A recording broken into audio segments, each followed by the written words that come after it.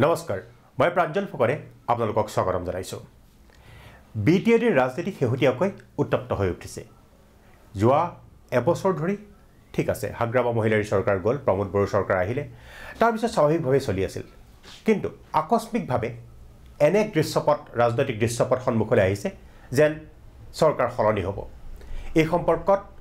বিটিচিৰ প্ৰাক্তন মুৰব্বী হাগ্ৰামা মহিলাৰে কৈছে যে তেওঁ হেনো পুনৰ বিটিচিৰ চৰকাৰ গঠন কৰিব কিয় এই ৰাজনৈতিক পথ পৰিৱৰ্তন কিয় এতিয়া প্ৰশ্নটো হৈছে বিজেপিয়ে প্ৰথমতে একাখৰীয়াকৈ ৰাখিছিল বিপিএফক কিন্তু শেহতীয়াকৈ বিজেপিৰ কিছু কাষ চাপি আহিছে বিপিএফ তেনেহলে কি ৰাজনৈতিক অংকৰ পৰিৱৰ্তন ঘটিব নেকি ইয়াৰ লগে লগে আৰু এটা প্ৰশ্ন বিশেষকৈ আহি পৰিছে যে যোৱা শাসনকালত 17 বছৰীয়া শাসনকালত হাগ্ৰামা মহিলাৰে এনে কিছু কাম কৰি গৈছে যিসমূহ কামৰ হিচাপ কিন্তু আজি লোৱাৰ সময় আহিছে বিভিন্ন সম্পৰ্ক এটা সময়ত তেওঁ ৰক্ষা কৰিছিল সেই সম্পৰ্কবোৰ কিছুমান নোহোৱা হল আৰু কিছুমান আছে ৰাজনৈতিক বিতৰ্ক ইয়াৰ লগে লগে বিভিন্ন কেলেংকাৰী আৰু বিভিন্ন ধৰণৰ ঘটনাক্ৰমৰ মাজেৰে আমি আজি এক বিশেষ সাক্ষাৎকাৰ ল'বলৈ ওলাইছো বৰ্তমান বিটিচিৰ মুৰব্বী প্ৰমোদ বড়ো ডাঙৰীয়া প্ৰমোদ বড়ো ডাঙৰীয়া স্বাগতম জনাইছো আমাৰ প্ৰাগ নিউজৰ এই অনুষ্ঠানলৈ মোৰ প্ৰথম প্ৰশ্নটোৱে বিটিচিৰ চৰকাৰ সলনি হ'ব নেকি চাওক 17 বছৰ শাসনত বহাৰ পিছত তেখেতসকলৰ গোটেই ব্লাডত মানে পলিটিক্সটো পাৱাৰটো সোমাই গৈছে মানে পলিটিক্স মানে পাৱাৰ পলিটিক্সটো তো সেইকাৰণে শাসনৰ পাৱাৰৰ পৰা অলপ সময় দূৰত থকাটো তেখেতসকলৰ কল্পনাৰ বাহিৰত আৰু এনেও যিসকলৰ কথা আপুনি পাতিছে সেইসকলে কোনো এটা এনেকুৱা স্কুলৰ পৰা অহা নাই য'ত নেকি এনেকুৱা মানে আইডিয়া এনেকুৱা ফিলচফি তেখেতসকলক কোৱা হৈছে কি পলিটিক্স এইটো মানে মানৱ সেৱাৰ কাৰণে সো তেখেতসকলে পলিটিক্সৰ যিটো সোৱাদ পাৱাৰৰ যিটো সোৱাদ এইটো তেখেতসকলে বেলেগ ধৰণে বুজি পাইছে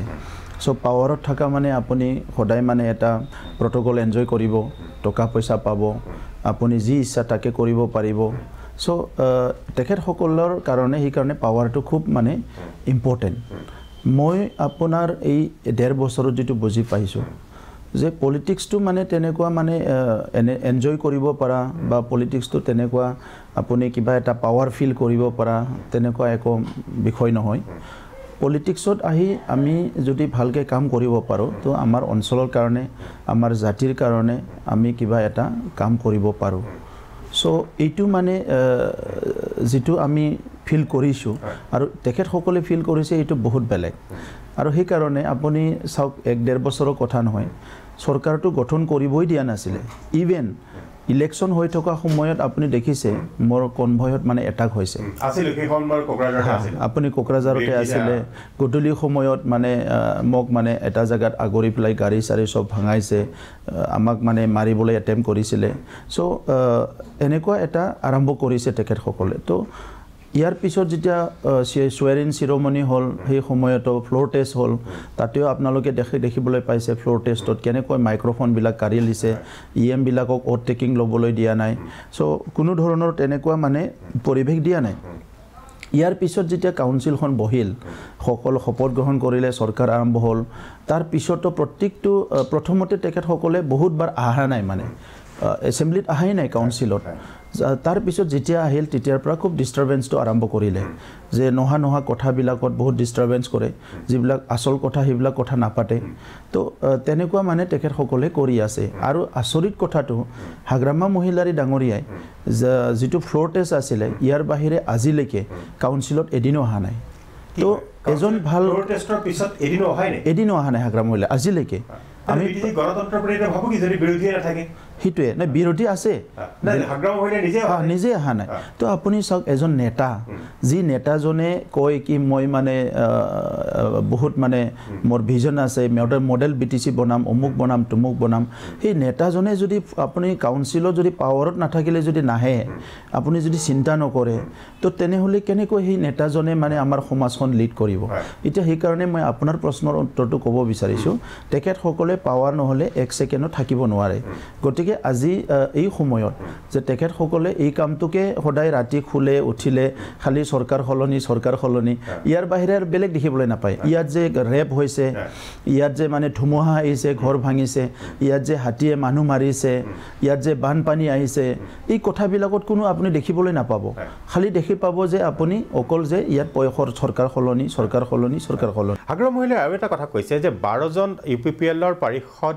তেওঁৰ লগত যোগাযোগ কৰিছে আৰু সময়ত সেই 12 জন পাৰিষদে বিশেষকৈ বিপিএফ লৈ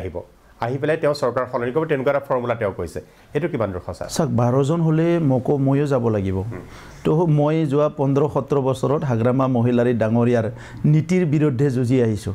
যিটো নেকি দমন নীতি যিটো নেকি আপুনি দেখিছে সেই সময়ত 2008-9 কেনেকৈ মানে বডলেণ্ড এৰিয়াত উত্তপ্ত পৰিৱেশ আছিলে সেই সময়ত কোনো এনডিবিএ কোনো বিএলটিএ আন্দোলন কৰি থকা নাছিলে সেই সময়ত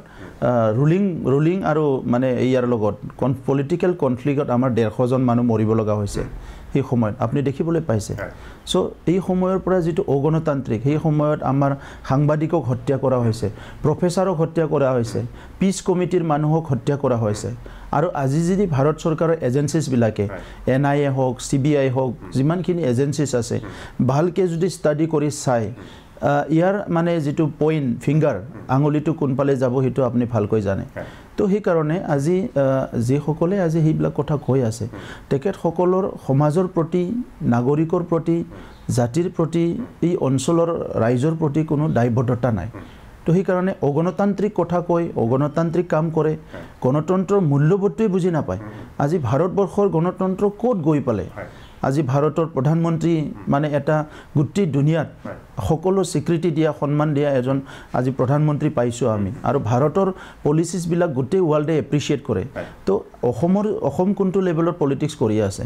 তো আমাৰ ইয়াত এতিয়া এইবিলাক যেটো কথা ভাবিবলৈ যায় আপুনি আচৰিত হ'ব আপুনি ডিফুট যাওক আৰু কোকৰাঝাৰত যাওক 17 বছৰ আমাৰ ইয়াত হাগ্ৰামাৰ চৰকাৰ আৰু তাত আমাৰ তুলিৰাম ৰঙাঙৰ মানে প্ৰায় 7 বছৰ চৰকাৰ মানে 5 বছৰ কমপ্লিট কৰিলে তাতে আগত আধা কৰিলে আপুনি ডিফুট গলে দেখাবলৈ পাব কিমান ইনফ্ৰাষ্ট্ৰাকচাৰ হৈ গল তাত আপুনি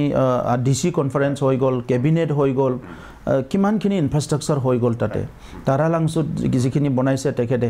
আজি আমাৰ কোকৰাঝাৰলৈ যাওক আপুনি কি দেখিবলৈ পাব এজন ভাল গেছ ৰাখিবলৈ ভাল এটা গেছ হাউস নাই এমএলএ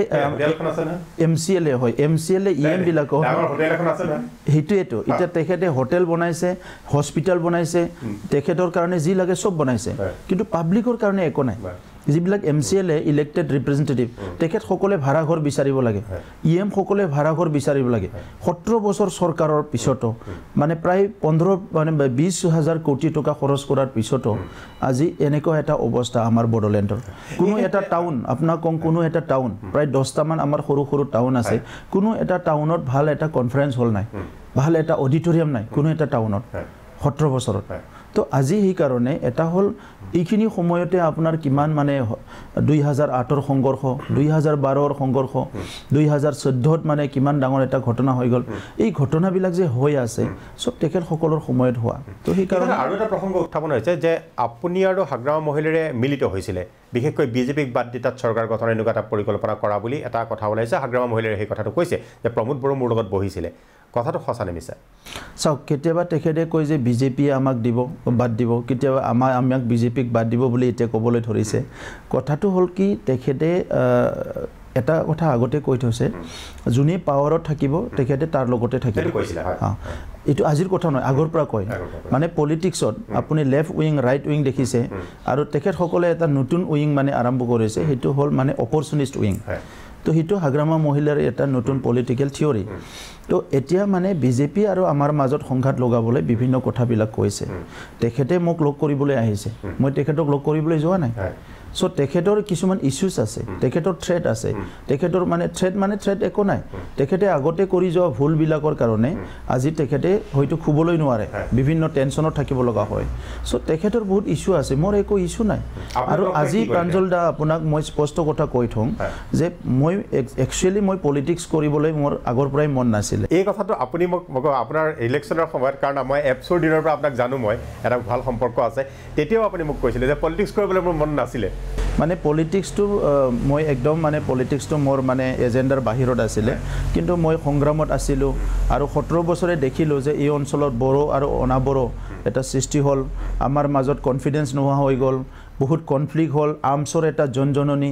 আৰু এইবিলাক লাহে লাহে আহি আহি আমি এটা চুক্তিত আহিব লগা হ'ল আৰু সেই চুক্তিটো আমি কৰিলোঁ আজিৰ মুখ্যমন্ত্ৰী ডাঙৰীয়াৰ নেতৃত্বত এটা সুন্দৰ এটা প্ৰচেছ আৰম্ভ হ'ল মই নিজে কনভিন্স হৈ গ'লোঁ যে এনেকুৱা যদি যায় আমাৰ জাতিটো ডেভেলপ হ'ব পাৰিব অঞ্চলত শান্তি আহিব ইয়াৰ পিছত তেখেতে গৃহমন্ত্ৰীৰ লগত কথা পাতিলে প্ৰধানমন্ত্ৰীৰ লগত কথা পাতিলে সেই সময়ত কিন্তু হাগ্ৰামা মহিলাৰে বিৰোধিতা কৰিছিলে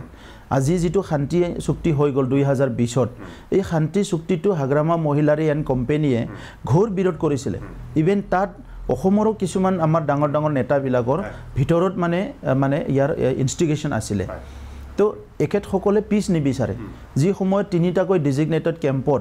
NDB ল'ৰাবিলাক আছিলে যি সময়ত ম্যানমাৰত NDB আছিলে যি সময়ত বহুতখিনি ঠাইত NDBৰ বিভিন্ন প্ৰব্লেম চলি আছিলে সেই সময়ত আমাৰ অঞ্চলটো স্থায়ী শান্তি আনাৰ কাৰণে যিটো প্ৰক্ৰিয়া এইটো হাগ্ৰামা মহিলাৰী ডাঙৰীয়াই আৰু তেখেতৰ কোম্পানীয়ে পুৰা এইটো অপ'জ কৰিছিলে তো এই অপ'জ কৰা সময়ত যে মই নিজকে মানে এনেকুৱা প্ৰস্তুত কৰিলোঁ যে মোৰ ফাৰ্ষ্ট এমটো হ'ল পিচ বিল্ডিং আৰু ডিসআৰ্মিং দ্য সোসাইটি মানে বহুতে ক'ব বিচাৰে অস্ত্ৰ নললে আমাক ভয় নকৰিব আপুনি কাক ভয় দেখাব বিচাৰিছে আজি দুজনমান ডেকা ল'ৰাই অস্ত্ৰ লৈ ভাৰত চৰকাৰক ভয় খুৱাব নোৱাৰে দুজনমান ডেকা ল'ৰাই অস্ত্ৰ লৈ অসম চৰকাৰক ভয় খুৱাব নোৱাৰে সো হিটো যদি এটা ভাবে যে আমি অস্ত্ৰ লৈ ইটো কৰিম আজিলৈকেতো আপুনি বেলেন্স শিট এটা ওলাওক অস্ত্ৰ আন্দোলনৰ সাকসেছ ফেইলাৰ ষ্টৰিটো ওলাই চাওক আৰু সেই বস্তুবিলাক ষ্টাডি কৰাৰ পিছত মই কনভিন্স হৈছিলোঁ এট এনি কষ্ট মানে মোৰ পাৰ্সোনেল লাইফটো এৰি হ'লেও বা মোৰ যিটো এজেণ্ডা আছিলে জীৱনৰ বিভিন্ন কাম কৰা সেইটো অলপ সময়ৰ কাৰণে 10-15 বছৰৰ কাৰণে মই বাদ দি পেলাই কাম কৰিছিলোঁ আমি আৰু সেই কামবিলাক কৰি আহি আমাক বড়ো ৰাইজৰ বিশ্বাসত ৰলে অসমৰ ৰাইজে বিশ্বাসত ললে নিখিল বড়ো ছাত্ৰ সন্থাই এটা লাইনত গুচি গ'ল সবে মিলি NDBও কনভিন্স হ'ল আমি পিচ এগ্ৰিমেণ্টটো কৰিলোঁ তো সেই পিচ এগ্ৰিমেণ্টটো কৰাৰ পিছত আজি পিচ আহি গ'ল তো পিচ আহাৰ লগে লগে ইয়াৰ পিছতো তেখেতে আৰু 2-3টা উগ্ৰপন্থী জন্ম তেখেতসকলে মানে সেইটো মাথা মাৰি থাকে যে এইটো কৰিব মানে চুক্তিৰ পিছতো আপোনাৰ 2-3টা মান উগ্ৰপন্থী ওলাই গ'ল না আকৌ মুখ্যমন্ত্ৰী ডাঙৰীয়াৰ নেতৃত্বত আমাৰ অসম পুলিচৰ নেতৃত্বত আলোচনা কৰি তেখেতসকলক আনা হ'ল এতিয়াও হাগ্ৰামা মহিলাৰ পৃষ্ঠপোষকতাৰে এই উগ্ৰপন্থী সংগঠনকেইটাই জন্ম দিবলৈ চেষ্টা কৰিছিল নেকি মই তেখেতৰ নামটো নলওঁ আজি তেখেতক নামটো নলওঁ এইটো নামটো লোৱাৰ ৰাইট অথৰিটিটো হোম মিনিষ্ট্ৰী নামটো লোৱাৰ ৰাইট অথৰিটিটো আমাৰ ইণ্টেলিজেন্সিয়া সো গতিকে I am not the person দে কাৰোবা মই নামটো ল'ম কিন্তু আজি যিটো পৰিৱেশ ষ্টাডি কৰিলে ওলাই যাব নহয় কোন আছে আমেৰিকাৰ পৰা আহিটো ইটো খোলা নাই পাকিস্তানৰ পৰা আহিটো ইটো খোলা আৰম্ভ কৰা নাই কোনোবাইতো ইয়াৰে মানুহ ইনষ্টিগেশ্যন কৰিব ইটো ইয়ং বয় যিটো সৰু সৰু ল'ৰা আগতে আন্দোলন কৰাবিলাক কোনোবা নেহুৰ পৰা মানে পোষ্ট গ্ৰেজুৱেট কৰিছিলে কোনোবা মানে কটনৰ পৰা পঢ়ি পেলাই কৰিছিলে আজিৰ যিবিলাক আন্দোলনকাৰীবিলাক ক'ৰ পৰা মানে এইটো কোনটো স্কুলৰ পৰা আহিছে তেখেতসকলক কোনোবা বেকিং দিব লাগিব তো এই এণ্টায়াৰ ডিষ্টেবল কৰিব বিচৰা এই মিছনটো আমি তেখেতসকলৰ কোনোদিন ছাকচেছ হ'বলৈ দিয়া নাই আৰু অনাগত দিনতো নিদিওঁ আৰু সেই কাৰণে আজি তেখেতে চৰকাৰ ভাঙা পাতা ইটো নকৰিলে আপোনাৰ এই বিয়াগম কেলেংকাৰী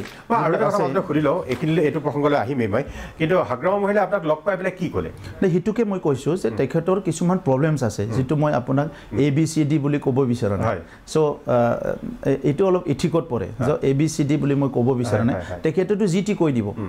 কিন্তু জিটি কৈ দিও আগৰ ইতিয়াৰ কথা নহয় তেখেতে আগতে আজি এটা কয় কালি এটা কয় আৰু কেতিয়াবা জিভা পিছলি যাওয়া বুলি কয়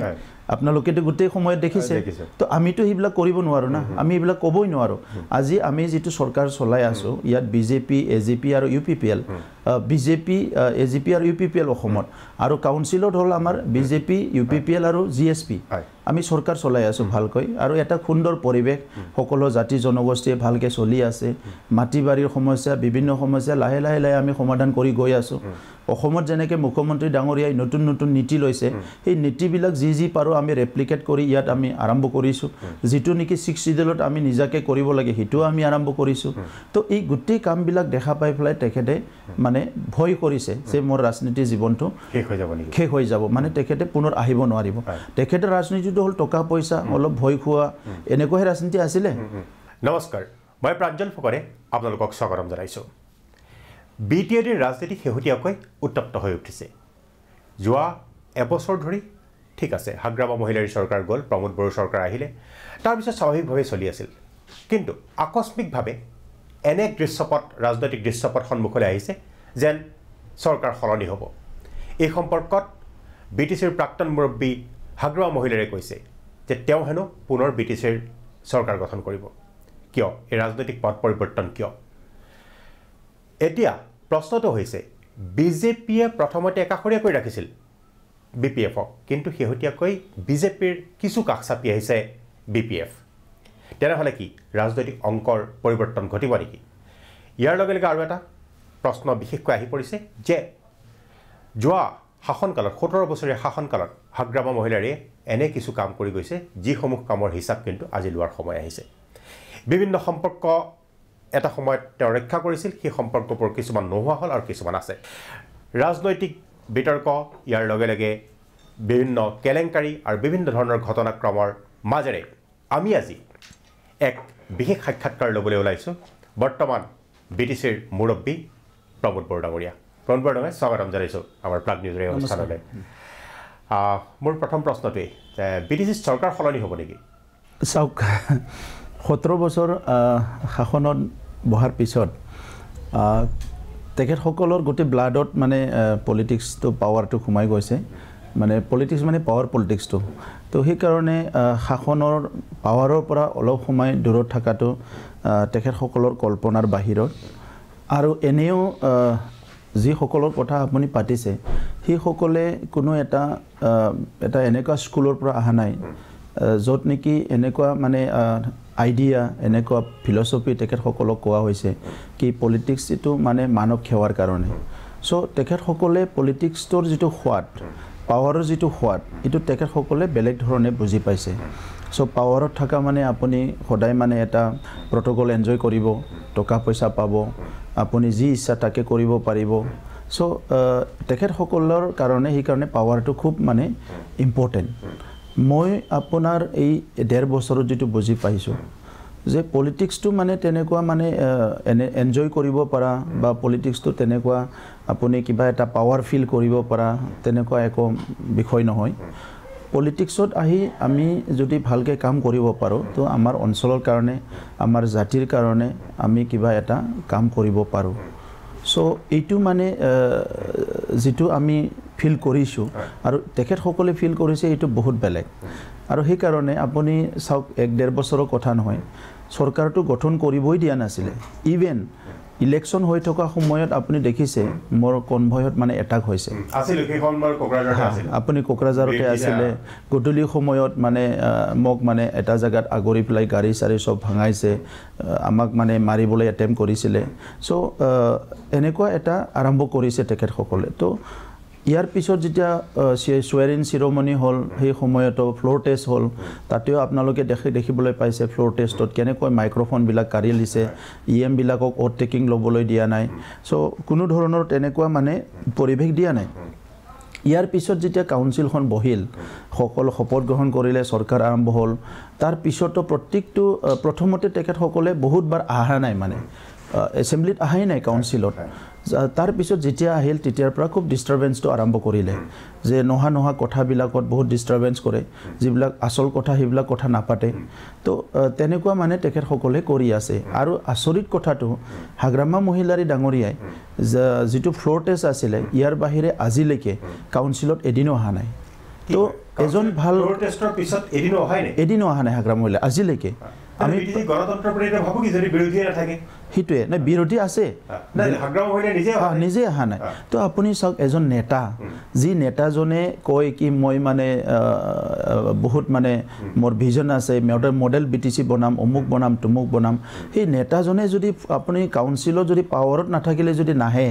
আপুনি যদি চিন্তা নকৰে তো তেনেহ'লে কেনেকৈ সেই নেতাজনে মানে আমাৰ সমাজখন লিড কৰিব এতিয়া সেইকাৰণে মই আপোনাৰ প্ৰশ্নৰ উত্তৰটো ক'ব বিচাৰিছোঁ তেখেতসকলে পাৱাৰ নহ'লে 1 ছেকেণ্ডত থাকিব নোৱাৰে গতিকে আজি এই সময়ত যে তেখেতসকলে এই কামটোকে সদায় ৰাতি খুলে উঠিলে খালি চৰকাৰ সলনি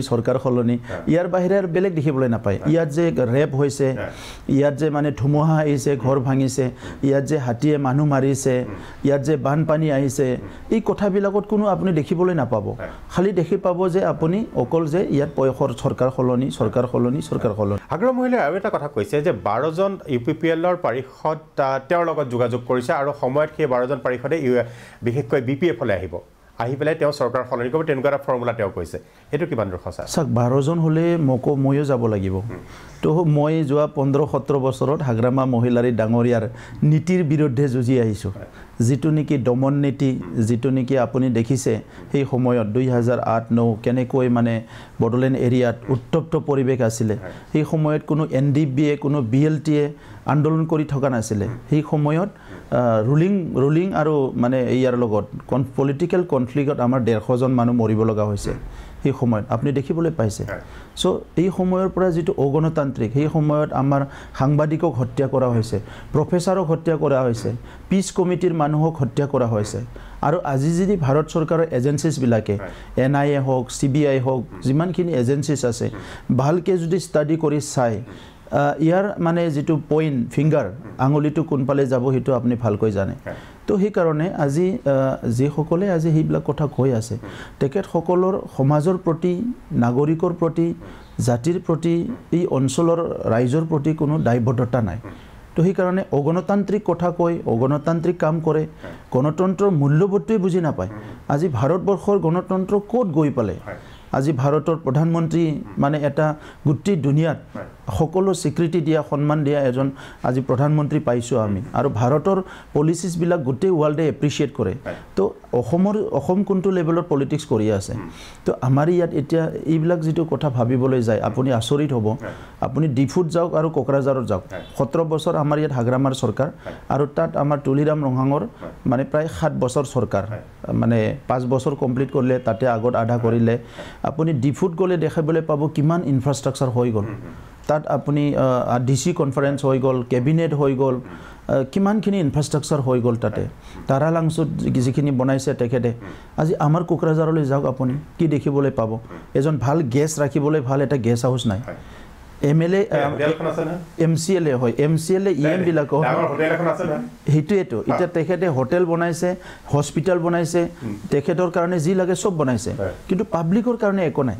যিবিলাক MCLA ইলেক্টেড ৰিপ্ৰেজেন্টেটিভ তেখেত সকলে ভাড়া ঘৰ বিচাৰিব লাগে EM সকলে ভাড়া ঘৰ বিচাৰিব লাগে 17 বছৰ চৰকাৰৰ পিছতো মানে প্ৰায় 15 মানে 20000 কোটি টকা খৰচ কৰাৰ পিছতো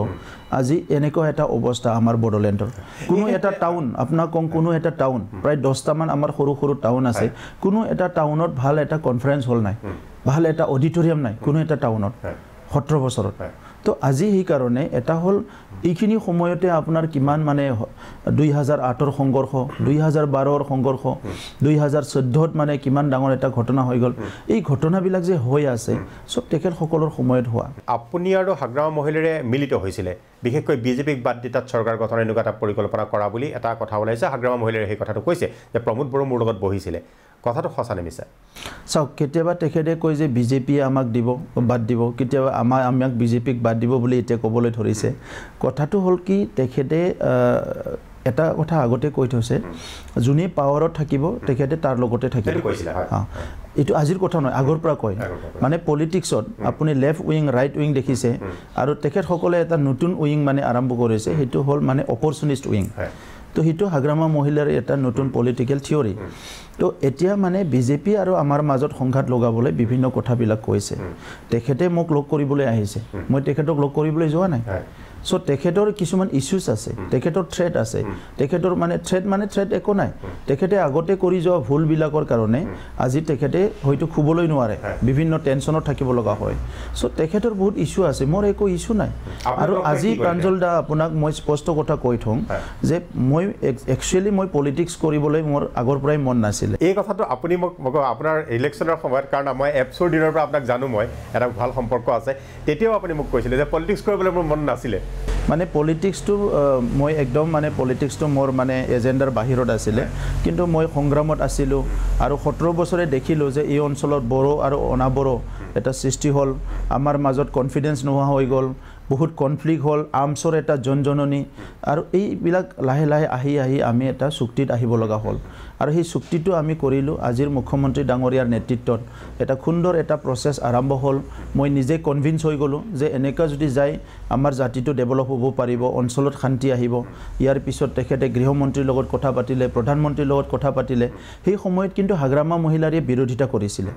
আজি যেটো শান্তি চুক্তি হৈ গল 2020ত এই শান্তি চুক্তিটো হাগ্ৰামা মহিলাৰে এন কোম্পানীয়ে ঘোৰ বিৰোধ কৰিছিলে ইভেন তাত অসমৰো কিছুমান আমাৰ ডাঙৰ ডাঙৰ নেতাবিলাকৰ ভিতৰত মানে ইয়াৰ ইনষ্টিগেশ্যন আছিলে তো একেতসকলে পিছ নিবিচাৰে যি সময়ত তিনিটাকৈ ডিজিগনেটেড কেম্পত এনডিবি লৰাবিলাক আছিলে যি সময়ত মিয়ানমাৰত এনডিবি আছিলে যি সময়ত বহুতখিনি ঠাইত এনডিবিৰ বিভিন্ন প্ৰব্লেম চলি আছিলে সেই সময়ত আমাৰ অঞ্চলটো স্থায়ী শান্তি আনাৰ কাৰণে যেটো প্ৰক্ৰিয়া এটো হাগ্ৰামা মহিলাৰ ডাঙৰীয়া আৰু তেখেতৰ কোম্পানীয়ে পুৰা এটো অপোজ কৰিছিলে তো এই অপোজ কৰা সময়ত যে মই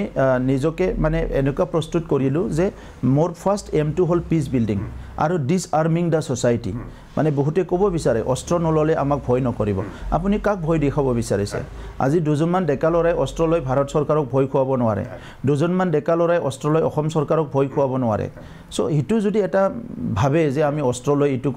কৰিম আজিলৈকেতো আপুনি বেলেন্স শিট এটা উলাওক অস্ত্ৰ আন্দোলনৰ সাকসেস ফেইলাৰ ষ্টৰীটো উলাই চাওক আৰু সেই বস্তুবিলাক ষ্টাডি কৰাৰ পিছত মই কনভিন্স হৈছিলো এট এনি কষ্ট মানে মোৰ পাৰ্সোনাল লাইফটো এৰি হলিও বা মোৰ যেটো এজেন্ডা আছিল জীৱনৰ বিভিন্ন কাম কৰা হেতু অলপ সময়ৰ কাৰণে 10-15 বছৰৰ কাৰণে মই বাদ দি প্লাই কাম কৰিছিলো আমি আৰু সেই কামবিলাক কৰি আহি আমাক বড় ৰাইজৰ বিশ্বাসত ৰলে অসমৰ ৰাইজে বিশ্বাসত ললে নিখিল বড় ছাত্ৰ সন্থাই এটা লাইনত গছি গল সবে মিলি এনডিবিও কনভিন্স হল আমি পিস এগ্ৰিমেন্টটো কৰিলো তো হি পিস এগ্ৰিমেন্টটো কৰাৰ পিছত আজি পিস আহি গল তো পিস আহাৰ লগে লগে ইয়াৰ পিছতো তেখেতে আৰু দুটা তিনটা উগ্ৰপন্থী জন্ম তেখেত সকলে মানে হিটো মাথা মাৰি থাকে যে এইটো কৰিব মানে চুক্তিৰ পিছতো আপোনাৰ দুটা তিনটা মান উগ্ৰপন্থী ওলাই গল না আকৌ মুখ্যমন্ত্ৰী ডাঙৰীয়াৰ নেতৃত্বত আমাৰ অসম পুলিচৰ নেতৃত্বত আলোচনা কৰি তেখেত সকলক আনা হল এতিয়াও ডিজিটেল হাগ্ৰামা মহিলাৰ পৃষ্ঠপোষকতাৰে এই উগ্ৰপন্থী সংগঠন কেইটা জন্ম দিবলৈ চেষ্টা কৰিছিল নেকি মই তেখেতৰ নামটো নলং আজি তেখেতক নামটো নলং ইটো নামটো লোৱাৰ right authority to home ministry নামটো লোৱাৰ ৰাইট অথৰিটি টু আমাৰ ইন্টেলিজেন্সিয়া সো গতিকে I am not the person তে কাৰবা মই নামটো লম কিন্তু আজি যেটো পৰিবেশ ষ্টাডি কৰিলে ওলাই যাব নহয় কোন আছে আমেৰিকাৰ পৰা আহিটো ইটো খোলা নাই পাকিস্তানৰ পৰা আহিটো ইটো খোলা আৰম্ভ কৰা নাই কোনোবাইতে ইয়াৰে মানুহ ইনষ্টিগেশ্যন কৰিব ইটো ইয়ং বয় যেটো সৰু লৰা আগতে আন্দোলন কৰা বিলা কোনবা নেহুৰ পৰা মানে পোষ্ট গ্ৰেজুৱেট কৰিছিল কোনবা মানে কটনৰ পৰা পঢ়ি প্লাই কৰিছিল আজিৰ যিবিলাক আন্দোলনকাৰী বিলা কৰ পৰা মানে ইটো কোনটো স্কুলৰ পৰা আহিছে তেখেত সকলো কোনবা বেকিং দিব লাগিব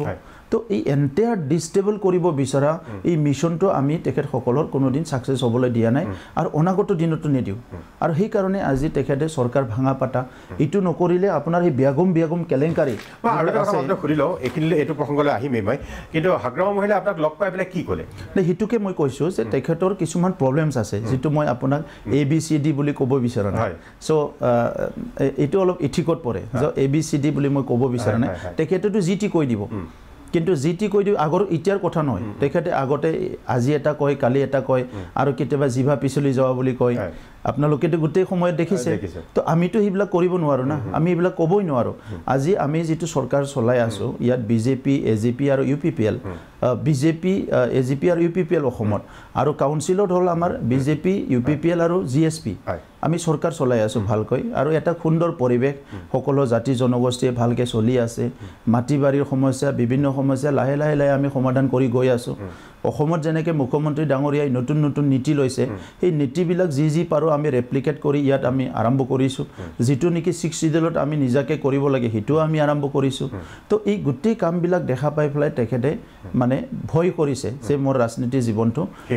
শেষ হৈ যাব মানে তেখেতে পুনৰ আহিব নোৱাৰিব তেখেতে ৰাজনীতিটো হল টকা পইচা অলপ ভয় খোৱা এনেকৈ ৰাজনীতি আছিল 17 বছৰ যেটা শাসন কৰিলে হাগ্ৰামা মহিলাৰ সেই সময়ত এটা তথ্য আহিছে যে প্ৰায় 2000 কোটিতকৈ অধিক ধাৰ লগাই থৈ গৈছে হেতু হয় নেকি ইটো 2000 নহয় 3000 কোটি হয় তো 3000 কোটি টকা তেখেতৰ আমি সৰকাৰত আহি কি আমি এটা লায়াবিলিটি উলাইছিলো মানে লায়াবিলিটি অ্যাসেসমেন্ট এটা কৰিছিলো এটা হোয়াইট পেপাৰ উলাইছিলো তাত আমি পাইছিলো প্ৰায় 2900 crore around 3000 crore লায়াবিলিটিজ তো এইখিনি কথা চাই আজি আমি প্ৰায় 1.5 বছৰ হওঁতে এই বস্তুখিনি গুটে উলালো তথ্যখিনি আৰু উলাই পেলাই আজি আপোনাক মই ক'ব পাৰা এটা অৱস্থাত আহিছো আমি নিটকন বুলি এটা ফাৰ্মক দায়িত্ব দিছিলো দিল্লী বেস ফাৰ্ম তো এতিয়া মানে বিভিন্ন ডিপাৰ্টমেণ্টৰ নকওঁ মই এটা ডিপাৰ্টমেণ্টৰ ক'ম আপোনাক মেইনলি মানে PWD আমি যেতিয়া আহিছিলোঁ তেতিয়া আমি পালোঁ যে PWD ডিপাৰ্টমেণ্টত প্ৰায় 900 কোটি টকা প্ৰায় 900 কোটি টকা যেটো আছে আপোনাৰ লাইবিলিটি আমি পাইছিলোঁ আহিকি তো তেতিয়া আমাৰ মুখ্যমন্ত্ৰী ডাঙৰীয়া ফাইনেন্স মিনিষ্টাৰ আছিলে মই আমি তেখেতৰ লগতো মিটিং কৰিছিলোঁ গুৱাহাটীত তো তেখেতে কৰিলে যে এইটো চাই পেলাই কিছুমান ফৰক্ল'জ কৰিব লাগে তো আমি এতিয়া চাই পেলাই পালোঁ যে তেখেতসকলে যেটো মানে সেই সময়ত দিছিলে তাত মানে 839 কৰোৰ 900 কৰোৰ পইচা আছিলে মই আপোনাক কৈ আছোঁ তো ইয়াৰ ভিতৰত এতিয়া আমি ষ্টাডি কৰি ওলাই দিলোঁ যে ইমানখিনি লাইবিলিটি মানে হ'বই নোৱাৰে তাত মানে কিছুমান তেখেতসকলে লেফ্ট ৰাইট কৰি পেলাই বস্তুবিলাক মানে কি কৰিছে পাৰ্চেণ্টেজ খাই গুচি গৈছে এডমিনিষ্ট্ৰেটিভ এপ্ৰুভেল দিছিলে আপোনাৰ 924 কৰোৰ এইটো আমি ষ্টাডি কৰি ৱৰ্ক অৰ্ডাৰ কিমান দিছিলে প্ৰফৰ্মা বিল কিমান সব ওলাই পেলাই এতিয়া গম পালোঁ আমি যে 290 কৰোৰ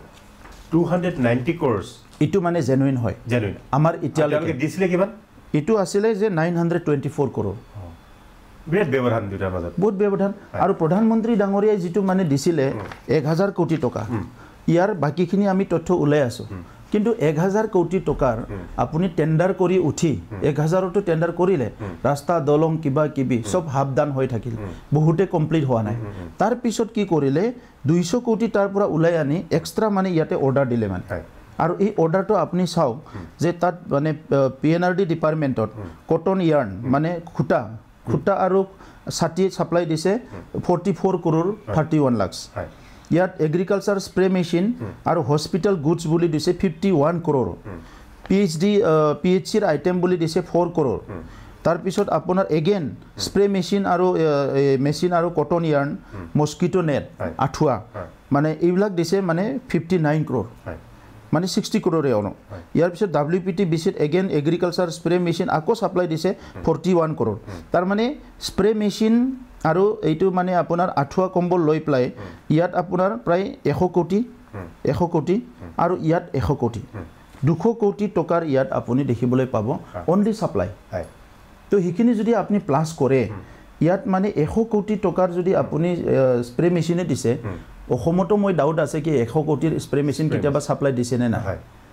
সো এইবিলাক মানে এটি আপনি চাইছিল নেকি যে এই 100 কোটি টকাৰ স্প্ৰে মেচিন দিছে বুলি কৈছে কিন্তু বিটিএডি অঞ্চলত আছে নে নাই আপুনি ভাবক যে 50 কোটি টকাৰ আমব্ৰেলা হলে কিমান আমব্ৰেলা হ'ব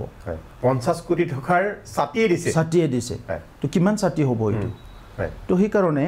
আজি এইবিলাক ফিল্ডত কোনো দিয়া নাই কাকো দিয়া নাই এইবিলাক সব আত্মসাত কৰিছে এইটো হল আপোনাৰ ডেভেলপমেন্টাল সাইডত যিবিলাক আজি সেই কাৰণে হোটেল বনাইছে কিবা বনাইছে সো অসমত আনুমানিক কিমান কোটি টকাৰ খেলিমেলি হ'ব পাৰে বুলি কৈছে মানে ভাবিছে এই হাগ্ৰামা মহিলাৰ কালচত চাওক আমি যদি চাবলৈ যাওঁ তথ্যটো যদি ওলাও ডিআৰডিএ যেটো আছে আমাৰ ডিআৰডিএত প্ৰায় 9000 কৰোৰৰ এবভ পইচা আহিছে 15 বছৰত আপোনাৰ এসওপিডিৰ পইচা আহিছে 4000 পৰা 5000 কোটি টকা এসওপিডি হোম গভৰ্ণমেণ্টৰ পৰা ইয়াৰ পিছত আপোনাৰ কিছুমান ফ্লেগশিপ স্কিম আছে সেন্ট্ৰেল গভৰ্ণমেণ্টৰ স্পন্সৰ স্কিম আছে আৰু ইয়াৰ লগতে পেকেজৰ পইচা পাইছিলে একবাৰ পালে 1000 কৰোৰ প্ৰধানমন্ত্ৰী ডাঙৰীয়াৰ পৰা যেটো এনাউন্স কৰাৰ পিছত আহিলে ইয়াৰ আগত পাইছিলে 750 কোটি চুক্তিৰ সময়ত ইয়াৰ পিছত আকৌ 250 কোটি টকা পালে সো এনেকুৱা গুটি বস্তুটো হিসাব কৰিলে আপুনি পাব প্ৰায় 19000 to 20000 crore এটা 15 বছৰ আমাৰ ইয়াত আহিছে যিখিনি পইচা আহিছে ইয়াৰ আপুনি যদি মানে টুলৰ মানে ডেভেলপমেন্ট যদি চাই আপোনাৰ ভিজিবিলিটি নাই অলপ আগতে আপোনাক কলো মই যে আজি কোনো ভিজিবিলিটি আপুনি দেখিবলৈ নাপাব প্ৰথম সেন্ট্ৰেলৰ স্কিমৰ পৰা আপুনি সেক্ৰেটাৰিয়েটটো বনালে তিনি কেটামান মানে ডিস্ট্ৰিক্ট সেন্টাৰ বিলাক বনালে ইয়াৰ বাহিৰেটো বেলেগ একোই নাই তো সেই কাৰণে এই পইচা বিলাক গল ক'ত আদাৰৱাইজ আপুনি যদি চাই অসমৰ স্পেচিয়েল ডিস্ট্ৰিক্ট বিলাকৰ দুটা স্পেচিয়েল আমাৰ তাতে আছে যেটো মানে বাক্সা আৰু ওদালগুৰি স্পেচিয়েল ডিস্ট্ৰিক্ট মানে পিছপৰা ডিস্ট্ৰিক্ট সো তেনেকুৱা কোনো এটা ইনডেক্স কোনো এটা প্যাৰামিটাৰ আপুনি যদি really national growth national index বিলাকো উলাই লয় ইন্টাৰনেশনাল ইনডেক্স বিলাক আপুনি যদি উলাই লয় যিবিলাক মানে আপোনাৰ ইউনেস্কোই বনাই ইউনিসেফে বনাই এই গুটি ডাটা বিলাক UNDPয়ে বনাই চাবলৈ গলে আমি ওৰ্স কন্ডিশনত আছো মেল নিউট্ৰিশন কোকৰাঝাৰত হাইস আমাৰ তাত মানে মেটাৰনিটি যেটো আছে মৰ্টেলিটি হিটো আমাৰ তাত বহুত বেছি আছে সো সব সাইডৰ পৰা তো আগৰ গভৰ্ণমেণ্টখনে কোনো ডাটা কোনো হিউমেন ৰিচোৰ্চ ডেভেলপমেণ্টেল কোনো মানে প্ৰজেক্ট স্কিমবিলাকত তেখেতসকলে সোমাই নাই ইফালে যোৱাই নাই এই যিটো আপুনি বৃহৎ কেলেংকাৰীৰ কথা ক'লে বা খেলি মেলিৰ কথা ক'লে এই বিষয়টো কোনোবা কেন্দ্ৰীয় সংস্থাৰ দ্বাৰা তদন্ত কৰোৱাৰ বাবে আপুনি দাবী উত্থাপন কৰিব নেকি আমি অলৰেডি কাউন্সিলত ডিচিশ্যন লৈছোঁ যে ইয়াৰ ওপৰত CBI ইনকুৱাৰী হ'ব লাগে CBI ইনকুৱাৰী দাবী কৰিছে CBI ইনকুৱাৰী অলৰেডি কাউন্সিলত ডিচিশ্যনে হৈ গৈছে কাউন্সিলত আমি পাছ কৰি লৈছোঁ আৰু এতিয়া চাওক এইটো আমি কৰিব লাগিব এইকাৰণে কৰিব লাগিব আজি হাগ্ৰামা মহিলাৰীয়ে যি কনস্পিৰেচিটো নোসোমা কিয় চৰকাৰ ভাঙিব পাতিব কিন্তু অহা সময়ত যাহাতে কোনো এইবিলাক কৰিবলৈ সাহস নকৰে ৰাইজৰ টকা পাব্লিক মানিটো তেনেকুৱা ইমান হিউজ এমাউণ্ট মিছ ইউজ কৰিবলৈ যাহাতে সাহস নকৰে আজি কণ্ট্ৰেক্টৰবিলাক চাবলৈ গ'লে আমাৰ অঞ্চলত ভাল ভাল কণ্ট্ৰেক্টৰ কনষ্ট্ৰাকশ্যনৰ কাৰণে ৰাস্তা বনোৱা দলং বনোৱাৰ কাৰণে বহুত কণ্ট্ৰেক্টৰ নাপাব মেক্সিমাম কণ্ট্ৰেক্টৰ পাব এই ছাপ্লাইৰ কাৰণে অনলি তেখেতসকলে ছাপ্লাইৰ কাৰণে আহে এতিয়া আগৰ যিটো বেমাৰ সেইটো মোৰ তাতো আহিল নহয় তেখেতসকলে বেমাৰটো মোৰ তাত আনি আছে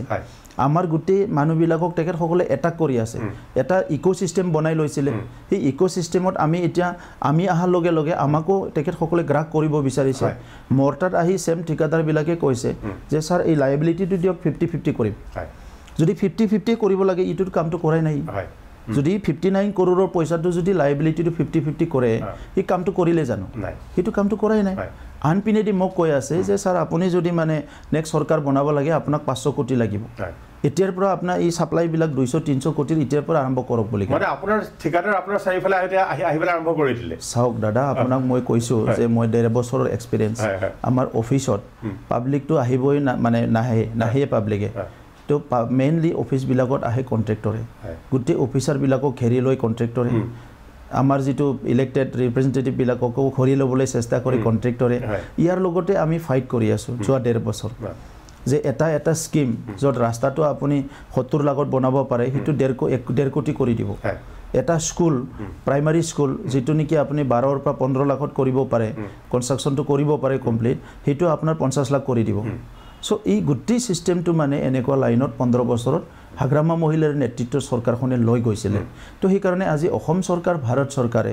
বড়ো চুক্তি কৰি প্লাই বড়োসকলৰ সংগ্ৰাম কৰা বিনিময়ত শহীদৰ বিনিময়ত এটা গুৰুত্ব লৈ প্লাই যে হয় তাত এটা জেনুইন ইস্যুজবিলাক আছে সেইবিলাক ভালকে কাম কৰক বুলি তেখেতক এটা চান্স দিছিলে আৰু 15 বছৰ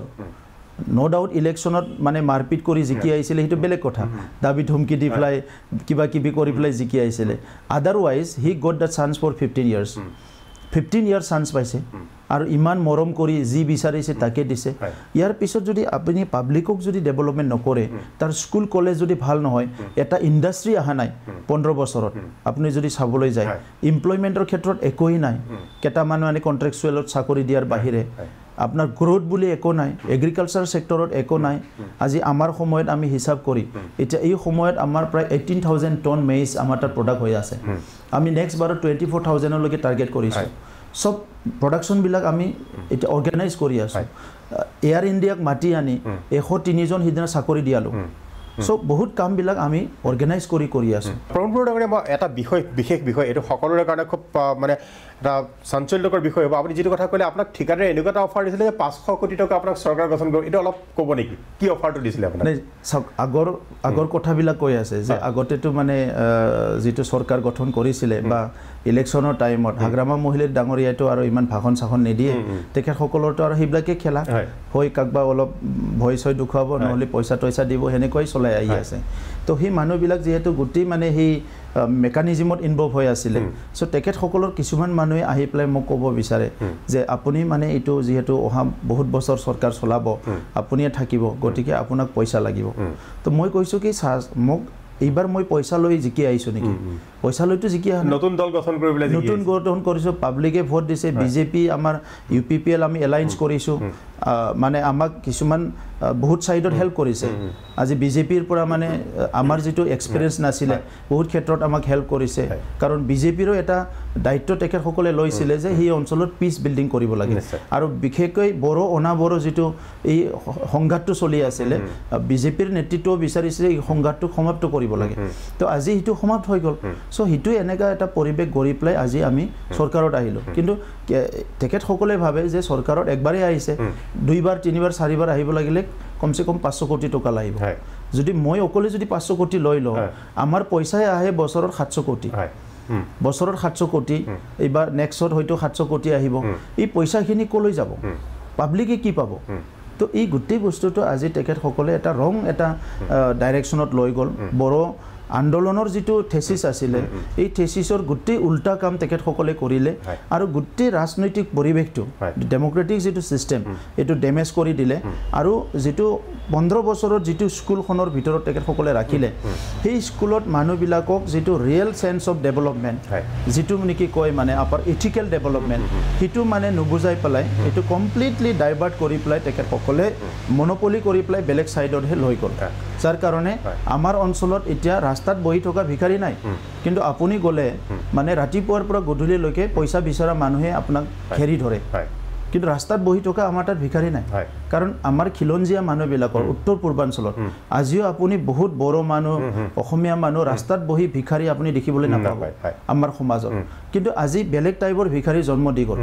যেটো নেকি ভাল ড্ৰেছ পাতি পিন্ধিব আৰু ৰাতিপুৱাৰ পৰা গধূলিলৈকে কাম নকৰিব অকল পইচাৰ পিছত ঘূৰি থাকিব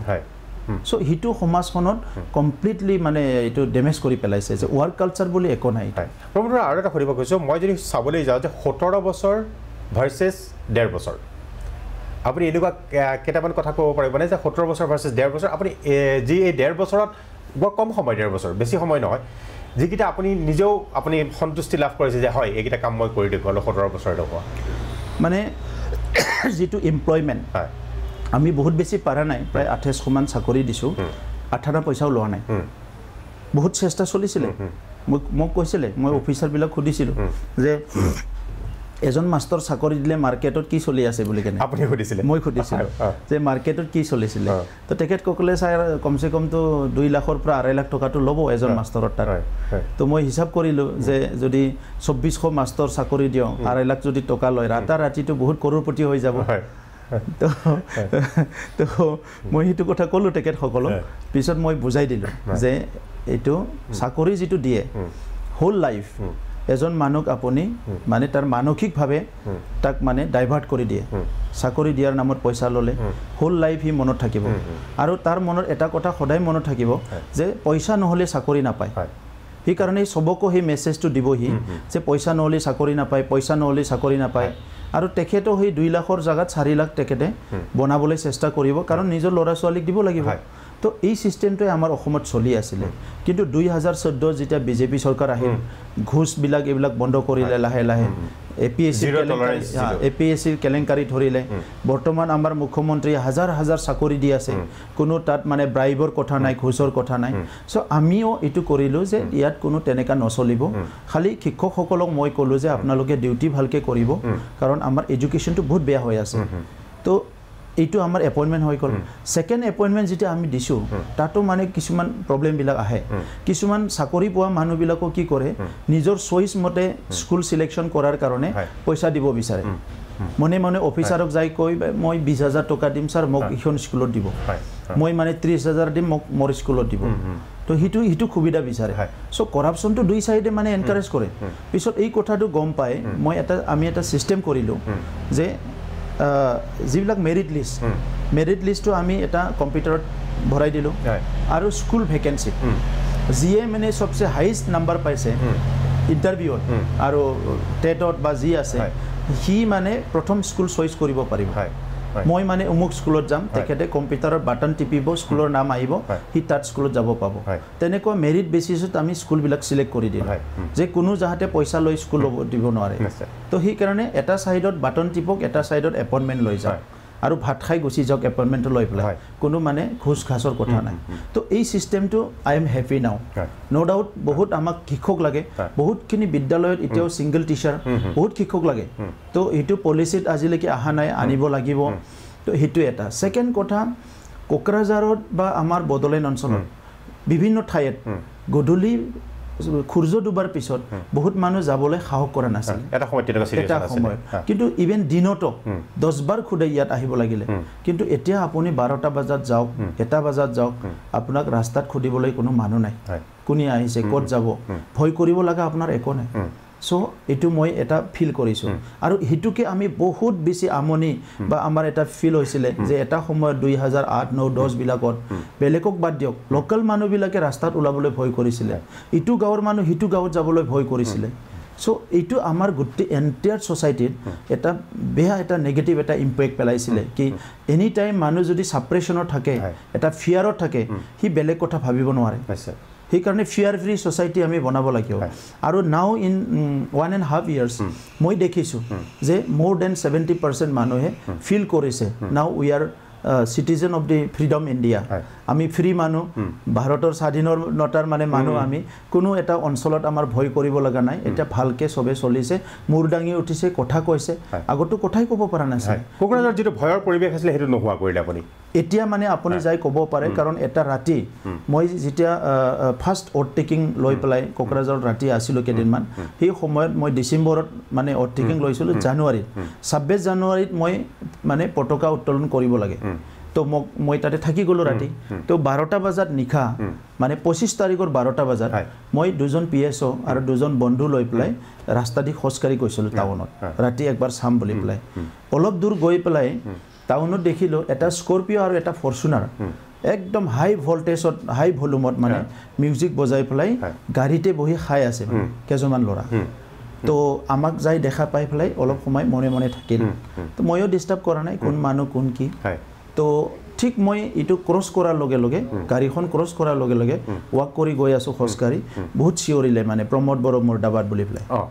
সেই ল'ৰা কেজনে মানে যিটো ফৰচুনাৰ আৰু স্কৰপিঅত আছিল প্ৰমোদ বড়ো মুৰ্দাবাদ বুলি প্ৰমোদ বড়ো মুৰ্দাবাদ বুলি তাৰপিছত লগে লগে গাড়ীটো বন্ধ কৰি ইহঁতে স্পীডত চলাই গ'ল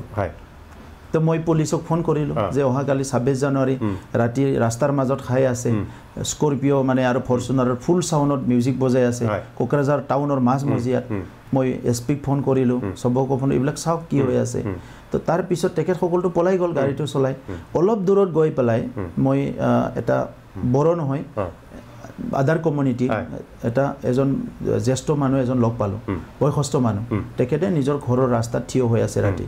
তো তেখেতক এনে মাত দিলোঁ মই দেখা পাই যে মাত দিলোঁ দাদা কি খবৰ বুলি তো তেখেতে মোক ক'লে যে এইটো মানে আজিৰ কথা নহয় আমি 10 বছৰে এনেকুৱা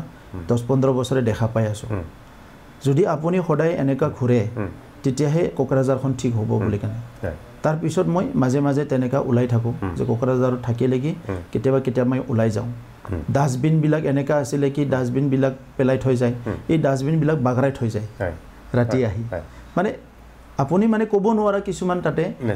সেন্টিমেন্ট বা কি কয় মানুহৰ মানে মাইন্ডসেটটো তেনেকা ডেভেলপ কৰি দিছিলে মানে আগৰ কিবাবিলাক এনি টাইম মানে হিংসা এগেইনষ্ট কনস্পিৰেসি কিবা কিবি এইবিলাকত ভৰপূৰ হৈ আছিল তাত না ভাল গান বাজনা হয় তা নাটক থিয়েটাৰ হয় না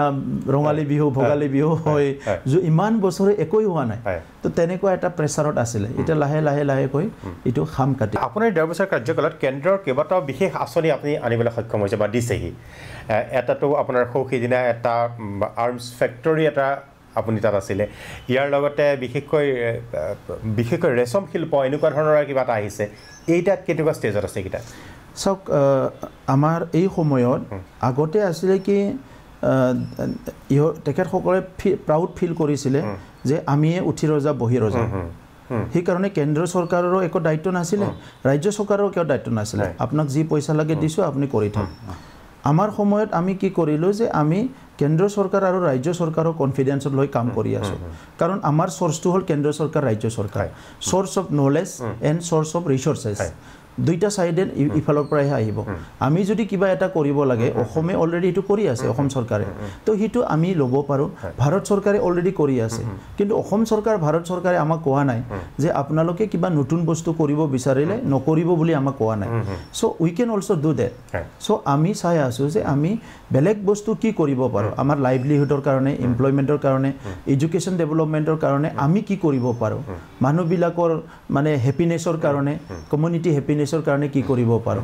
আৰু ইয়াৰ লগতে অসম চৰকাৰ ভাৰত চৰকাৰ আপুনি চাব প্ৰায় 5-6জন মান কেন্দ্ৰীয় মন্ত্ৰী আমাৰ এই 1.5 বছৰত আমাৰ তাত আহি গ'ল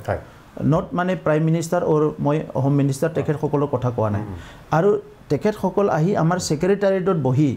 আমাৰ ডিপাৰ্টমেণ্টেল ৰিভিউ বা ডিপাৰ্টমেণ্টেল স্কিমবিলাকৰ আলোচনা হৈছে ছেক্ৰেটাৰিয়েটত বহি আৰু তেখেতসকলে আহি যেতিয়া আমাৰ ৰামেশ্বৰ তেলী ডাঙৰীয়া আহিল লোকেল হ'লেও কেন্দ্ৰীয় মন্ত্ৰী হয় তেখেতে আমাক দুটা ফুড প্ৰচেছিং মানে চেণ্টাৰ দি গ'ল মানে সেইটো নহয় নাই বুলি ক'লেও আপোনাৰ প্ৰায় 30 কোটি মানৰ মানে প্ৰজেক্ট হ'ব এইটো আমাৰ ইয়াত আহিল দৰ্শনা মেডাম আহিল টেক্সটাইল তেখেতে টেক্সটাইল পাৰ্কত এটা চেণ্টাৰ ইনাগুৰেট কৰি থৈ গ'ল আৰু আমাক বডোলেণ্ড যিটো হেণ্ডলুম মিছন তাত তেখেতে আমাক প্ৰায় 300ৰ এবভ মানে ক্ৰ'ৰৰ স্কিম ছাপোৰ্ট কৰিম বুলি কৈ গ'ল আমাৰ ইয়াত এডুকেশ্যন মন্ত্ৰী আহিল আমাৰ ৰঞ্জন সিং তেখেতো আহি পেলাই বহুতখিনি আমাৰ তাত কৈ গ'ল তেনেকুৱা বহুত কেন্দ্ৰীয় মন্ত্ৰী আহিল অসমৰ মন্ত্ৰী সকলো আমাৰ যিহেতু ডিপাৰ্টমেণ্টবিলাকৰ চ'ৰ্চটো মানে অসমৰ ডিপাৰ্টমেণ্ট তো সেইকাৰণে আমাৰ অতুল বৰা ডাঙৰীয়া আহিল আমাৰ বিমল বৰা ডাঙৰীয়া আহিল অশোক সিংগাল আহিল ৰণোজ পেগুৱা প্ৰায় মেক্সিমাম মন্ত্ৰী আমাৰ সকলো অসমৰ পৰা ইয়াত আহি গ'ল এইটো কিন্তু 15 বছৰে হোৱা নাছিল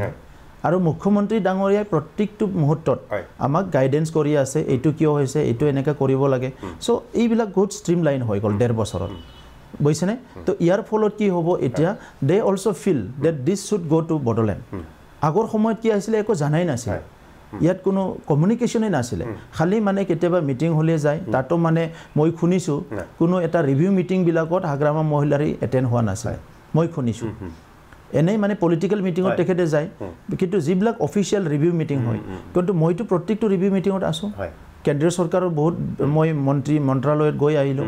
অসম চৰকাৰৰ বহুত মন্ত্ৰালয়ৰ লগত কথা পাতি থাকোঁ চ' সেইকাৰণে ষ্ট্ৰীমলাইনিং যিটো আছিলে যে এইটোতো মানে গোটেই ইণ্ডিয়াৰ বাহিৰত নহয় অসমৰ বাহিৰত নহয় এই এৰিয়াটো আমাৰ ইণ্ডিয়াৰ ভিতৰতে অসমৰ ভিতৰতে আৰু আমাৰ যিবিলাক পেৰেণ্ট ডিপাৰ্টমেণ্ট তো সেইবিলাক ইফালে আছে তো সেইবিলাক মিলি পেলাই ডেভেলপমেণ্টটো এটা বেলেগত লৈ যাব লাগিব কিন্তু তেখেতসকলে এইটো কি ভাবিছিলে এইটো ইগ'ত লৈছিলে যে ইগ'ত লৈ পেলাই কাম কৰিছিলে মানে ডেভেলপমেণ্টটো যদি আপুনি ইগ'ত লৈ কাম কৰে এইটোতো নহ'ব নহয় নলেজ ইজ এ মানে লাইক এনি টাইম মানে ডেভেলপিং প্ৰচেছ চ' জ্ঞানটো এনি টাইম ডেভেলপ হৈ থাকিব তো সেইটো আপুনি ল'ব লাগিব আপুনি যদি ইগ'ত লৈ বহি থাকে মই ৰাজা বুলি ডেভেলপমেণ্টটো ক'ৰ পৰা আহিব আৰু আমাক ভোট দিছে ইলেক্ট কৰিছে কিবা এটাটো কৰিবৰ কাৰণে না চ' এই বস্তুটো মানে আগতে হৈ উঠা নাছিলে মই জানাত আৰু এতিয়া এইটো বহুত আগলৈ গৈছে আৰু কমিউনিটি হেপিনেছ যিটো লেভেল হয় আমাৰ তাত বহুত গৰীব মানুহ আছে ৰাস্তা ঘাট ভাল নহয় এতিয়া আমাক ইনষ্টেণ্টলি প্ৰায় 2000 কিলোমিটাৰ ৰাস্তা লাগে প্ৰায় 11 কিলোমিটাৰ দলং লাগে আমাক প্ৰায় 4000 এছিয়াৰ এডিশ্যনেল ক্লাছৰুম লাগে বহুত আমাৰ মানে ইনফ্ৰাষ্ট্ৰাকচাৰৰ গেপ আছে আমাৰ সেইবিলাক পূৰা কৰিব লাগিব বাট আদাৰৱাইজ উই আৰ হেপী কি we are in the process বিশেষকৈ ধৰ্মীয় সংখ্যালঘুৰ উন্নয়নৰ ক্ষেত্ৰত কিবা কাৰণ BTIDত চাবলৈ গ'লে ধৰ্মীয় সংখ্যালঘুখিনি বিশেষকৈ আপোনাৰ দ্বিতীয় স্থানত আছে কিবা ভাবিছে নেকি নাই এইটো এনেকুৱা কথা প্ৰাঞ্জল দা হোৱাট আই আণ্ডাৰষ্টেণ্ড আদাৰ দেন আৱাৰ মানে মানসিক সংঘাতৰ বাহিৰে ডেভেলপমেণ্টটো ধৰ্মীয় সংখ্যালঘু বা সংখ্যাগুৰু ইয়াৰ কথা নাই আপোনালোক পৰিষদত তেওঁলোকক কিবা প্ৰতিনিধিত্ব দিয়া বা হেৰি দিয়া সেইটোতো আছিলে আমাৰ দলততো বহুত আমি কেণ্ডিডেটছাৰ দিছিলোঁ কিন্তু জিকিব নোৱাৰিলে এতিয়া তেখেতসকলৰো প্ৰব্লেমটো কি আছে কি মানে কথাটো অলপ বহুত সময়ত বেলেগকৈ ভাবে চ' সেই সময়ত তেখেতসকলে কি ভাবিলে নাজানো 5জন কেণ্ডিডেট পোৱাৰ পিছত এজনো ইলেক্ট নহ'ল তো তাৰ পিছত যিখিনি নমিনেটেড হ'ল সেইখিনি আজি বিজেপিৰ পৰা 3জন আমাৰ পৰা 3জন হ'ল তাত কমিউনিটি ৱাইজত মানে আনৰিপ্ৰেজেণ্টেড স্মল কমিউনিটিৰ পৰা দিয়া গ'ল তো সেইকাৰণে মাইনৰিটি ডেভেলপমেণ্ট বুলি তেনেকুৱা ছেপাৰেট বেলেগ এটা কিবা কৰা নাই কিন্তু আমি এটা কি ঠিক কৰিছোঁ বডোলেণ্ডত যিখিনি প্ৰায় 24টামান জনগোষ্ঠী আছে প্ৰত্যেকটো জনগোষ্ঠীৰ ডেভেলপমেণ্টটো চাবৰ কাৰণে আমি এটা ডিপাৰ্টমেণ্ট বনাই লৈছোঁ কমিউনিটি হেপিনেছ বুলি পেলাই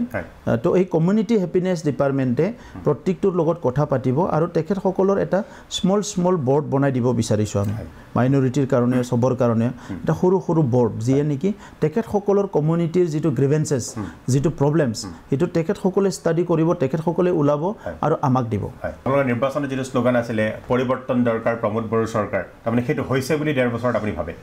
নাই পৰিৱৰ্তনৰ সংজ্ঞাটো বেলেগ হ'ব নহয় না আপুনি যে কৈছিলে যে পৰিৱৰ্তন দৰকাৰ প্ৰমোদ বড়ো চৰকাৰ ইয়েছ আমি হিটো মনত ৰাখিয়ে কামবিলাক কৰি আছোঁ বাট পাব্লিকৰ এক্সপেক্টেশ্যনটো ভেৰি হাই